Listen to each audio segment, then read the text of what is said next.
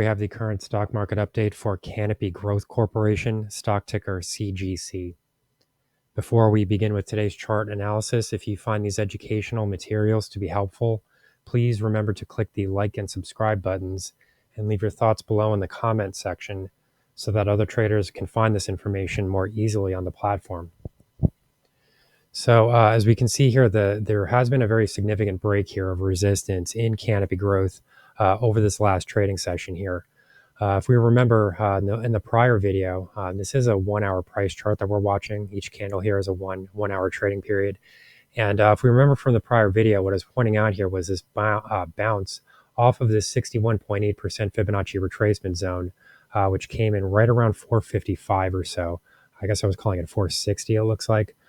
So yeah, this actually would have been 460. So, since then we have started to see a very, very substantial move higher here. And we actually broke above this prior high, which is very interesting in terms of the Fibonacci retracement zone here, because there was no other support around here other than this area that was prior resistance, which would be expected to work as support. But this really does show that the market was watching, right around this area here, and the 618 retracement did really work wonders as far as really catching a bottom here. So in addition to all of this upside price movement, we're also seeing some trading volume spikes here that are positive and definitely showing some upward bullish directional movement here. So this does look like the real thing. I mean, we could start to see a bit of a retracement at this point, but in addition to the fact that the Fibonacci support zone held, we really have to also kind of consider this as being part of this prior trend. I mean, you do see a little bit of a break below here, but I would be comfortable, especially with this new resistance break. I'll sort of get an arrow here. I would be comfortable considering this this resistance break as enough to invalidate this downside trend line break. So we did see this trend line break to the downside here, with some hourly closes below here. But when you start to see major reversals like this, and you start to see resistance levels break as well, you have to start to consider these price movements as being false breakouts to the downside. So these are significant movements here. We haven't actually seen an hourly close above this prior resistance zone, which would have come in at the high would have been $5.71. So these are significant price movements. I mean, I personally would want to see a break above this area and an hourly close above here as well. So this was the prior high. I mean, we haven't actually gotten an hourly close here just yet, but this bounce off of the Fibonacci level is very interesting, because this was something that we were pointing out previously. We hadn't seen all of this upside price movement at that point, and this movement higher, will definitely start to look very strong if we can at least get an hourly close above here. So just looking at the longer term, issues here that are going on with this thing. Currently what we're dealing with from the downside perspective, when I say that, I mean this downside price movement here, this trending movement here. With this 571 break, one reason why this was so important, and the reason that I had drawn, these two different Fibonacci analysis studies here. I mean, it's a little bit difficult to see what's going on here, but the reason that I did this is because, these areas are aligning with one another. I mean, as you can see, this previous resistance area was the 38.2% Fibonacci retracement of this trending move here. So, these movements all work in conjunction with one another. I mean, they do work together and in combination with one another. And now that we're starting to break above this historical region here at 571, we're also starting to break above this 38.2% Fibonacci retracement zone as well. So that's very interesting, and it does sort of open the door here to some broader price movements.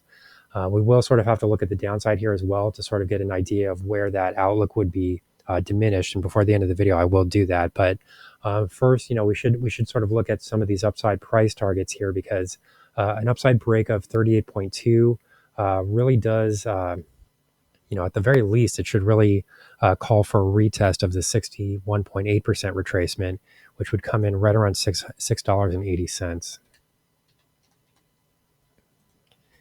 So this is really the next level that I would be watching to the top side. I mean, you could look at this 50% retracement, but I would prefer to see a bit more, a bit more going on around here, like, some moving averages or some historical resistance levels. You have a little bit of that here, I suppose you could say.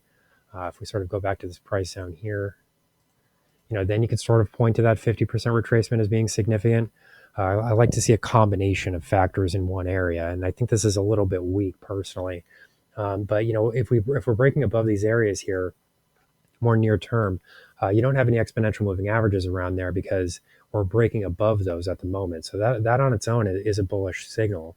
And just before I close out the video here, I do want to also point out some of these indicator readings here as well, because in the prior video, we were sort of pointing out this positive momentum that was starting to develop here. Well, it has now extended itself here, as we can see. So it has continued. It has been tested now a third time, and it held up quite strongly. And we also saw, share prices bounce into regions that would be considered to be overbought at the moment. So this was a strong bounce in the relative strength index. I would have really liked to have seen the relative strength index move a bit higher here, because you do have a bit of a divergence condition here.